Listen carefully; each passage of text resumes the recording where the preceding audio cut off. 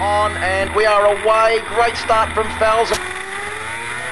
James Beck looks like he started to get swallowed up by the second row of the grid. Is that Callum Spriggs? It's also got a fantastic start and will go up into the top couple of riders as they make their way through. The good news for Kyle Buckley is that he's through turn one and sitting in 4th place, so he's maintained his start position. Look at the difference in speed through turn 2 with FALZON and everybody else. FALZON has he's pulled the pin, and he just tried to get away as quickly as he can. And just looking back in the pack, I think that's James Beck that's got swallowed up at the start. As we said, didn't get the best start. He's now moved up into position number 4. Kyle Buckley tries to go around the outside of him, right behind. The best view of that is Brad Gross on bike number 36. But as they make their way up towards the first left-hander for the first time, it is Daniel FALZON leading at the moment from Michael Blair on 78. It is. Yeah. And at the moment, he's one of the riders out there that hasn't had the advantage of doing 2 races here early this morning. He's only had the morning warm-up session. So Daniel FALZON, Callum Spriggs in 2nd place, Michael Blair in 3rd, James Beck up to 4th, Brad Gross in 5th, Matt Berry in 6th, Kyle Buckley back to 7th, and Brenton Hyde in 8th place as they come round to complete 1 lap of the 9-lap journey, Marty. And Callum's actually made up ground in the last part of that lap. Tell you what, he doesn't weigh too much either. He is a pretty small and very easy to tuck in behind the fairing.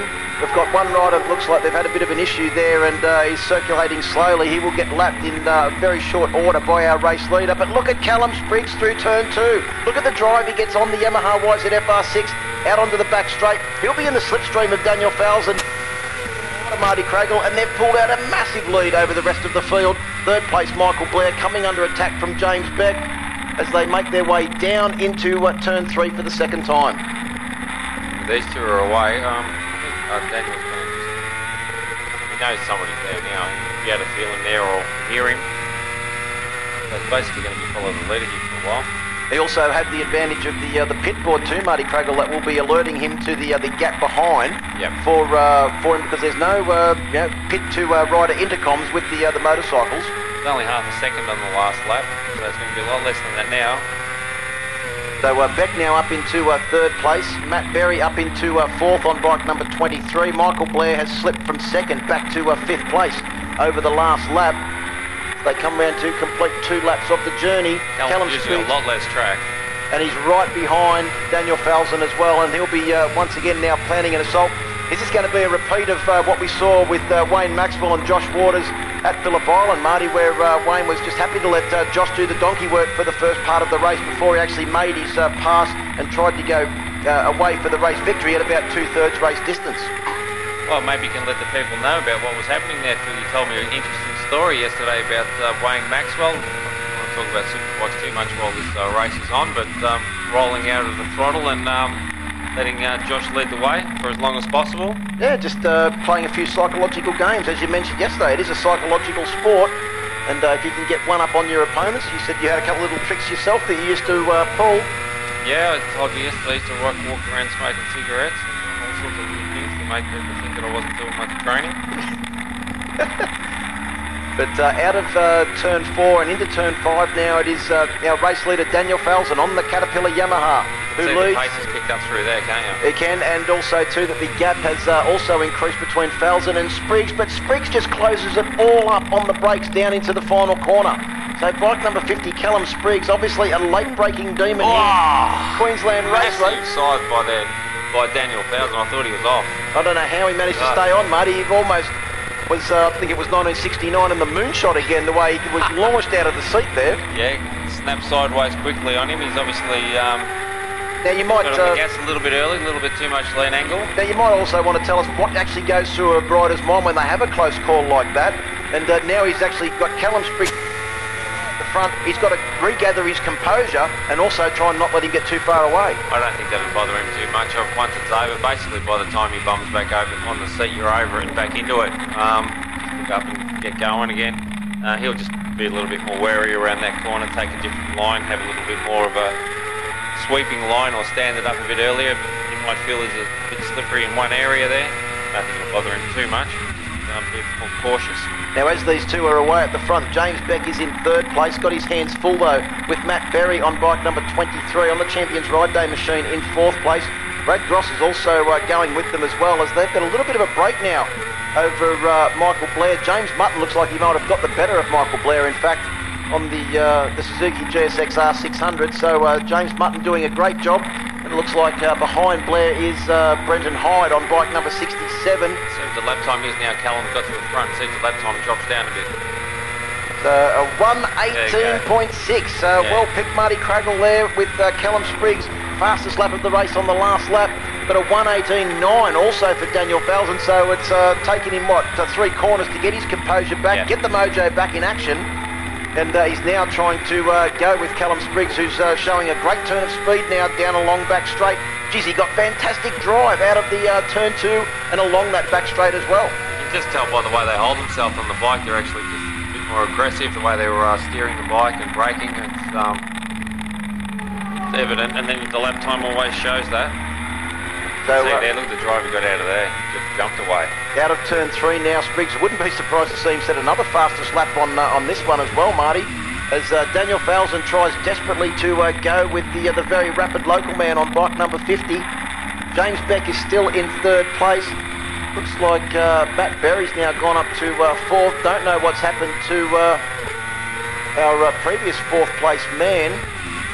That looks like he may have dropped back a considerable amount. So Brad Gross is, Brad Gross has gone up into fourth place, and I think it's Daniel taking a totally different line onto the front straight here now. Matt Berry is the one that's gone out of that group at the moment. So Berry going back through the field. Callum would have got on his leaderboard there. He's got a good half a second there, probably a little bit more. So there were 4 laps to go when they crossed the start-finish line at the completion of that last lap. So 3.5 laps to go now for Callum Spriggs. Geez, he gets good drive out of 2.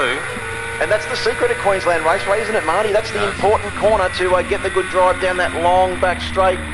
That would put you then in a position where the rider behind can't try and mount a out-braking manoeuvre. No, for sure. It's pretty bumpy over there, so the guys will be a bit of spinning grip happening. So Callum Spriggs comes down to turn 4 now with Daniel Falzon trying desperately to hang on. But brakes into the left. Normally you'd think, he's got this race in the bag, all he's got to do is keep it consistent. But we saw yesterday, Falzon was 3 times that distance behind our race lead at half race distance and came back to take victory on the final lap. So you can't count your chickens before they're hatched. And I don't even think the eggs are laid yet, Marty. I think Daniel's actually confidence is building at the minute. We'll see a fast lap from him here. You can see he's got a bit more aggressive as that lap went on, actually. There you go, there's the fastest lap for Daniel. You can see that. Back into attack mode. And only 0.2 of a second slower than the fastest lap of the race by Callum Spriggs as well, the 1:18.6. But importantly, Spriggs had dropped off by 0.4 of a second from that fastest lap on the last one too, Marty, with a 1:19.0.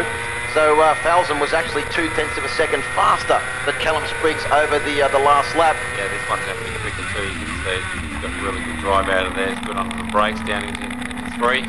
Brad Gross also trying to get the slipstream from James Beck. Closes right up on the brakes of bike number 32. So this battle for the final place on the podium is also a pretty intense one between Beck and also Brad Gross on 36. Then the next group through will be Brenton Hyde and Adrian D. Domenico. And it looks like Hyde was ahead. D. Domenico gets better drive out of the turn 3 area and down towards turn 4, gets that position back. So Adrian back up into 5th place. No, there goes Brenton Hyde back up into 5th. Domenico down the inside. There was just 4 changes of position, Marty, in 2 corners there between those two. They're going for it, aren't they? Look at the difference in Daniel's seating position and the way he holds himself on the bike. He's going to have another fast lap here. Yep, a 1:18.0 and a 1:19.1, so another 0.3 of a second faster for Falzon on that lap on the Caterpillar Yamaha. So Falzon, so he's got a taste for it now. He's certainly on a charge, and look at the closes up on the entry into turn 2. And Callum Spriggs did not get the excellent drive that he's got on the last couple of laps there, Marty. And look at Falzon, he's coming quickly. He's in position to try an out-braking manoeuvre, but Spriggs... he just let him have that one. How late was Spriggs on the brakes? Did he see FALZON coming up then and just sort of thought, no, I'm going to brake later than you? No, I think Daniel actually wants to let him lead for a little bit after that. So he feels that he's close enough now, and yeah, he's got it under control. The gap is something that he can manage there on the machine as they come down through turn 4. I'm sure if he feels that if he goes past one, the pace is just going to go up another level, and he's probably quite comfortable where he's at, and leave it to the last lap. There's only going to be using less track even than he was the previous lap. Only 7 corners to go now for our race leaders as they come round to get the last lap board from Brendan Ferrari. There is nothing in it between Callum Spriggs on bike number 50, Daniel FALZON on bike number 2, the Caterpillar Yamaha. Out onto the start-finish straight, they stand the bikes up, and Spriggs gets pretty good drive. FALZON can't put a manoeuvre on him down into turn 1. They've seen the last lap board, yellow flag. Into one. Yellow flag at turn 1, so that's 1 corner out of the equation for Daniel FALZON. Down towards turn 2 now. Can he get that excellent drive? Can he mount an attack at turn 3? Just dropped back a bit there, so now he's going to get the drive down here out of 2 and try and get him into 3. Excellent drive, excellent drive. See how he dropped back there in between 1 and 2? Yep. And then he got the run, and now he's going to have a go down here, down into 3. There he goes. He tries to position himself on the inside, but Spriggs is late on the brakes. Massive set of rotors on display there for the crowd over there at turn 3. So Spriggs still leads FALZON. 50 leads 2. Out of turn 3. Looks like Brad Gross and also James Beck are having a great battle, with Beck still maintaining the brakes off.